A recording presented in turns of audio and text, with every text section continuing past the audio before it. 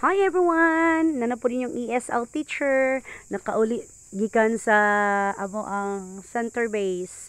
Pag-abot sa balay, gimingaw man ko og takway. Nagpalit din ko dito sa palengke. Pagkahuman, ako dahil niya gihinluan. Kaya wala may lain maghinluan eh. Tapos kagimingaw man ko og inom og butong. Inom-inom din ko dira. Dami kayo. O human ako sa pag-inom butong, ako na rin giluto na kay panihapon na mo among giluto panihapon ang takway. Simple lang good, gibutan na nako og lamas diha, sibuyas, kamatis og itong sili nga green sa kabilog para kahang-kahang pud siya gamay. Dayon after ana gimikos-mekos dayon. After nga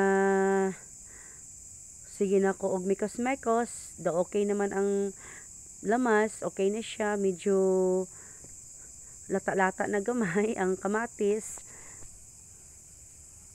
Ako na dayon siya nga sige og ukay diha kay gusto ko nga kanang medyo bitaw lata-lata gamay ang kamatis para pagbutang nimo sa takway, okay siya na. Tapos timplahan din ako og asin gamay.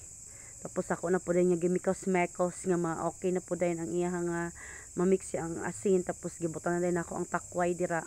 Gibutan ko na siya gamay nga sugar. Tapos nanguha pa ko dira sa wala na ako na tilok. Grabe naman ta akong hinluan na. Pero grabe pa kayo na pay nabili yung mga gagmay na kanang kuan sa takway. Pagkahuman, nagkaon na po din ko dira. Di man sa gusto magkaon ng takway. Ako ganahan man ko makaon. Mga kauban ako di sa balay. Si kugyaw-yawan na kay akong lola. Gusto ko na pakaunon. Salamat sa